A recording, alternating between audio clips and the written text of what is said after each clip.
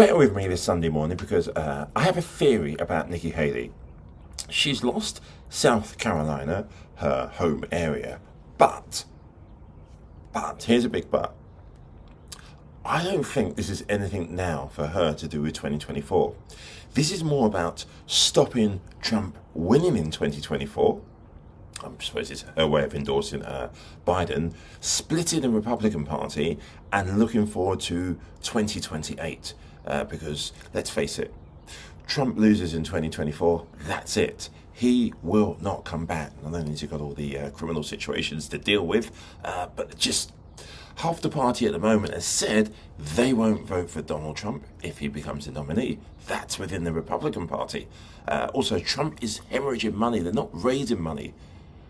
Where do you think that nut jobs like Marjorie Taylor Greene and Kari have suddenly got this belief that they are going to be senior political figures in this imaginary Trump 2024 administration? You kind of realise that maybe Nikki Haley has stumbled upon something. And I'll play you a clip of Jessica on the one reasonable voice on Fox News. What she has to say is spot on. Bret Baier is also hinting about the fact that the Republican Party, with Trump at the helm, well, it's almost like, I'm sorry to sound like I'm going for a stereotype, imagine some clowns driving a car near a cliff edge. You know what's going to happen. That car's going to come very, very close to going over the edge. And Trump at the moment is, well, he is Donald McDonald. It really is. It is a mess. The more he speaks, any of these gatherings, I mean, this is how crazy it is. They have a go about President Biden in his age. Donald J. Trump, incognitive Donald J. Trump, has notes in front of him when he's doing his warbling on, forgets his own son. So tell me this. Anybody else agree? Nikki Haley right now is, wow, smashing that cake and get ready to eat it.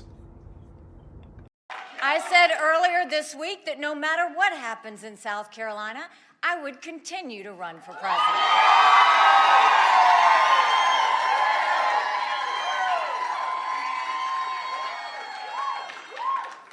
I'm a woman of my word.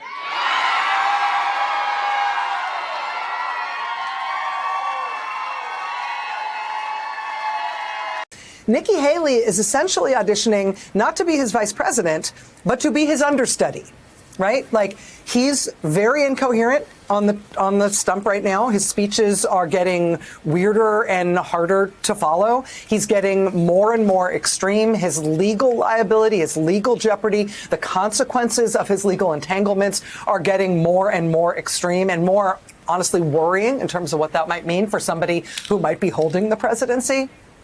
All of this stuff is kind of closing in on Trump. And I think Nikki Haley has decided, listen, this is a humiliating thing, and I'm never going to be his running mate if he's the nominee. But somebody ought to be standing there knowing the lines and able to step in with a functioning, funded campaign in case one of these meteors that keeps hitting Trump actually knocks him out. So it does feel like an understudy race. There does feel like there's some dynamism tonight. Maybe Haley can do a little bit of what she did in New Hampshire, where she got within 11 points of him, pull something together with Democrats and independent voters like she has in the past. Maybe her home state, favorability will help her here. But, that sort of dynamism on the edges. The big question is what's going to happen to the prohibitive frontrunner. Well, I will tell you how I'm measuring the day. Today was a day of complete gratitude. I had the opportunity to go to the voting booth with my mom. My mom was a lawyer in India. She was picked to be one of the first female judges to sit on the bench, but because of the times, it was too hard, and she was never able to do that. She was able to stand with me as she voted for her daughter for President of the United States. That's a pretty amazing example of how blessed we are to live in America. So that is what I feel today. I feel a lot of gratitude towards my family. I feel a lot of gratitude towards the people of South Carolina. It was a blessing to serve the state that raised me. It's been a blessing to defend the country at the UN that I love so much. And that's why I'm fighting for America. I think we have a country to save, and we're not letting our foot up off the gas. We're getting through South Carolina today. We're headed to Michigan tomorrow. tomorrow. Then we're headed to Super Tuesday states. America deserves better. And more than that, the younger generation deserves better. They deserve to know what normal is. And that's what I'm trying to get them. That's what Democrats are certainly focused on, and independents. And 59% of Nikki Haley's voters say they won't support him in the general election if he's the Republican nominee. That mirrors what we have been seeing in Iowa and New Hampshire. So, Shannon, I just had on the show Joe Cunningham, who's the head of No Labels. And he said, when I asked about a candidate, he said kind things about Nikki Haley. It was very interesting in the way that he sort of put his arm around Nikki Haley. He also said they will not pick a candidate until after Super Tuesday. Nikki Haley said she's going to stick around through Super Tuesday. We've been asking, as recently last night, the three of us on Pete's Fox Nation special, why is Nikki Haley running for president? There is not many good answers to that question, and the answer is certainly not to become the Republican nominee for president. That's not the answer. So the answer is, I don't know if Donald Trump gets taken down by lawfare and she's trying to be an insurance policy, or if she's playing the professional donor game. Or if she's a saboteur.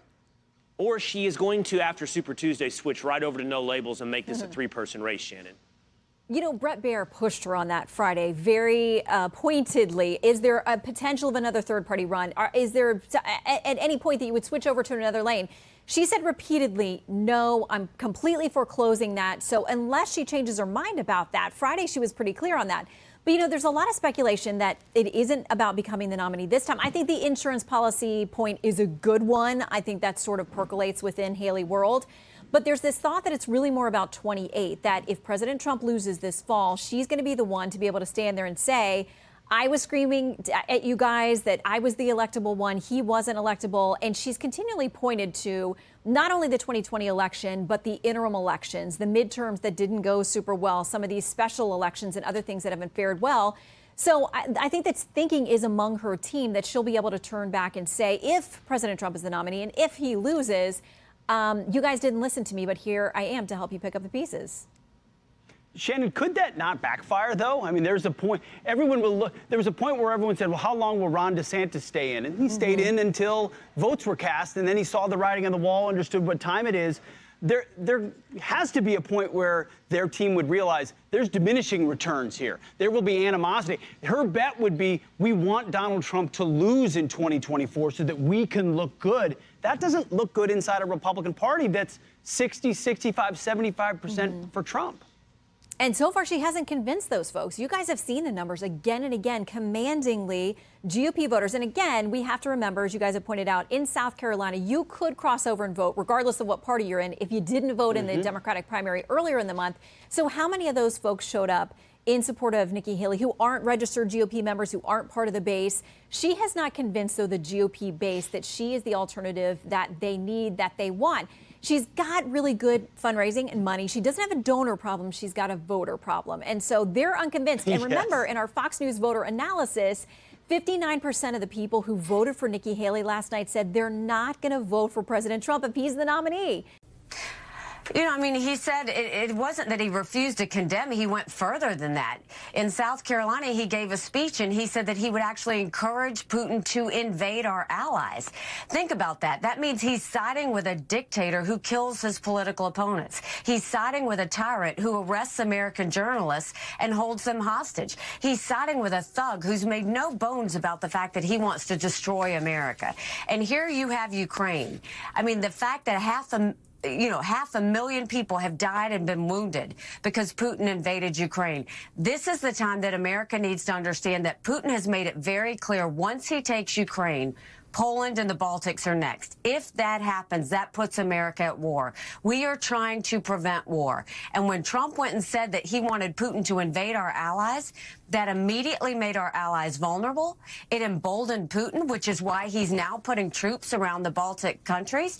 And it put all of our military men and women in those areas at risk. I'm sorry to interrupt you. The real key here is this 59% of Haley voters who say that they would not vote for Donald Trump should he become the nominee. That tracks with about 24% of the Republican Party, which is right along the lines of what that New York Times Siena poll showed us almost a year ago now, in terms of the makeup of the Republican Party, in which there was about 25% of Republicans who say that they are never Trumpers. I don't believe Donald Trump can beat Joe Biden. Nearly every day, Trump drives people away, including with his comments just yesterday. You know, somebody who's running as virtually an incumbent, Donald Trump getting 60% and 40% being against him, that's not a mandate, especially with the entire Republican Party apparatus behind him, with most elected Republicans behind him. Now, it's unclear what a path could look like for Nikki Haley. I think we're all very open-eyed about that. But she is underscoring the fundamental weakness of Donald Trump, and it should be a five-alarm fire for the party, but for some reason it is not. The question is on the margins. Yeah. Correct. As Alyssa says, there will be a percentage of people that can't do it. We've seen in some of the exit polling throughout the primaries that some folks say if he's convicted, they'll consider him to be unfit. Actually, about a third in most of them, and that's a lot. I think most of them probably don't mean it or won't mean it by the time November comes around. But on the margins, there will be a few. The thing is, she's not giving speeches just indicting Donald Trump. If you didn't know anything about these parties and you didn't know anything about these people, you were a space alien and you were Kodos and Kang and you landed here, you would assume immediately. You would assume she was a third party candidate. Yeah. This tonight to me sounded like someone who is running for president just as an independent, non-party person. Now, that's not really possible for her, but that's how it feels to me. What I saw today was South Carolina's frustration with our country's direction. I've seen that same frustration nationwide. I share it. I feel it to my core. I couldn't be more worried about America. It seems like our country is falling apart. But here's the thing. America will come apart if we make the wrong choices. Today in South Carolina, we're getting around 40% of the vote.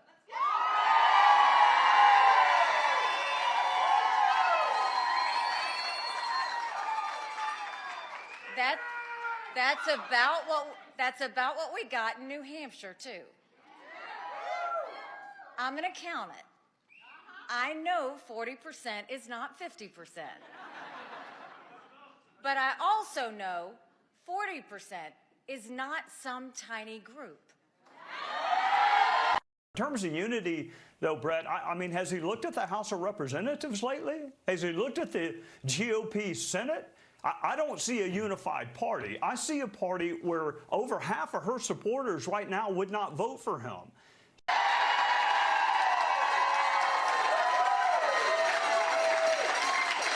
We're headed to Michigan tomorrow.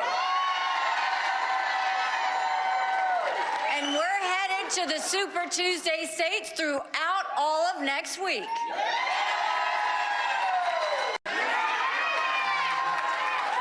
I said earlier this week that no matter what happens in South Carolina, I would continue to run for president.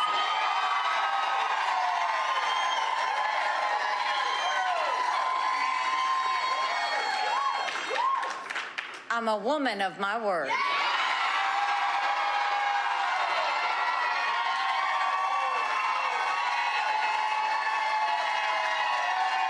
First of all, my family, Melania, Barron, Don Jr. and Kimberly, Ivanka and Jared, Tiffany and Michael. They're so supportive.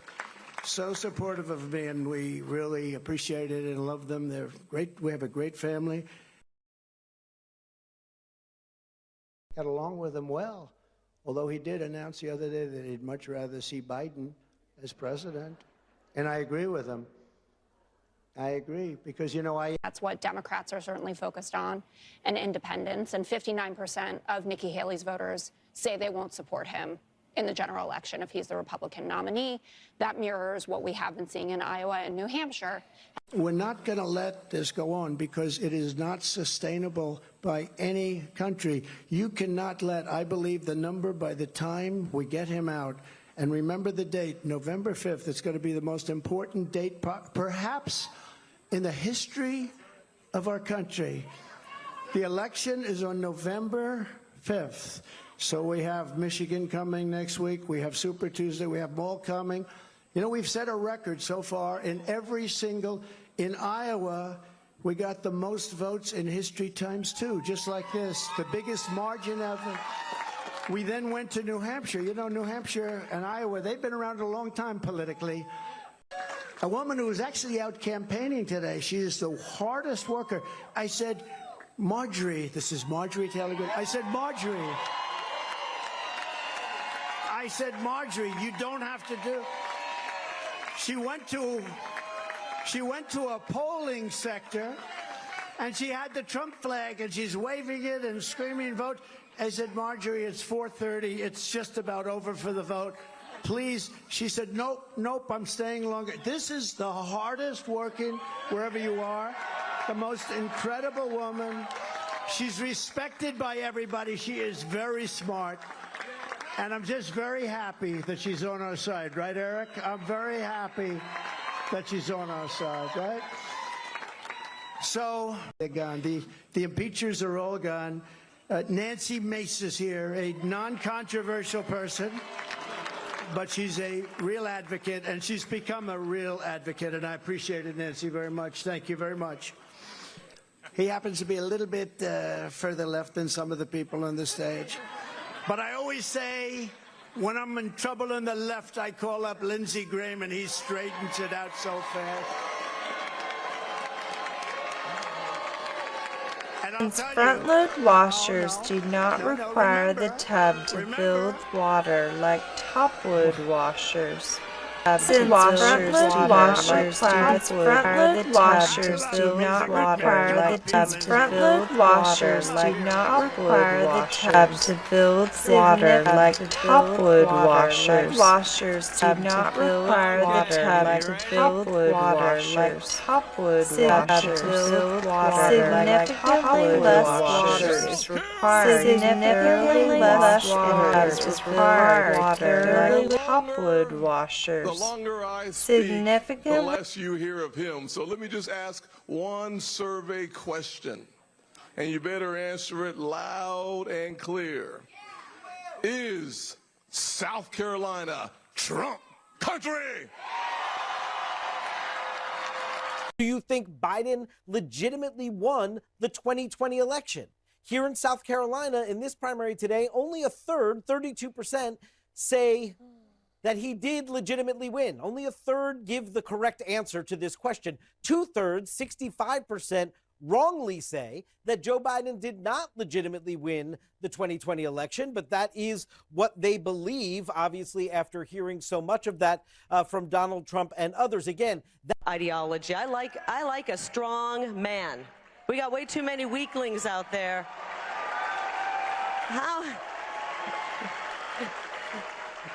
Let me hear from the ladies out there. We're tired of the beta men. We want some alpha men. And we got a #1 alpha man in Donald J. They're destroying Trump. our country, and we're going to... I just wish we could do it quicker. 9 months is a long time. I just wish we could do it in 1 hour. Quicker, Mr. Governor. When the word got out that we took a very tough action, when kids walk out with television sets, like brand new, beautiful $2,000 television sets, and they're walking out, and the police are told, stand down, don't do anything. If the police would be allowed to do their job, and they would do it. Ladies and gentlemen, brace yourselves for a race featuring a motley crew of desperate losers and shameless con artists. It's a spectacle so astonishingly lacking in integrity that you won't believe your eyes. And off they go, with Nikki the diplomatic Gillette and Haley prancing around like a phony diplomat who can't even negotiate a discount at the local market.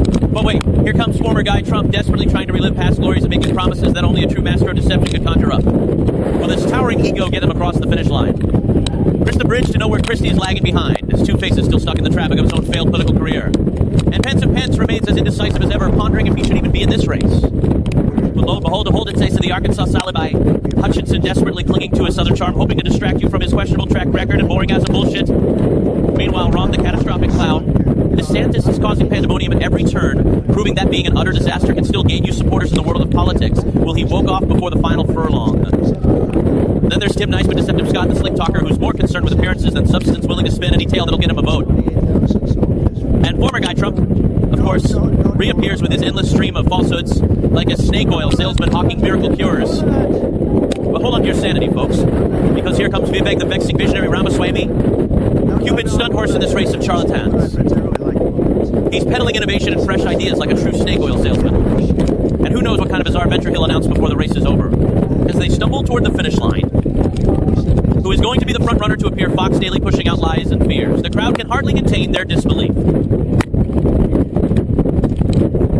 It's a spectacle like no other, a parade of desperate losers and shameless liars vying for your attention and, more importantly, your vote, then instantly forgetting you exist. Son, we need someone? Anyone I can't spot one winning? And there it is, folks. Tim Nice but deceptive Scott manages to cross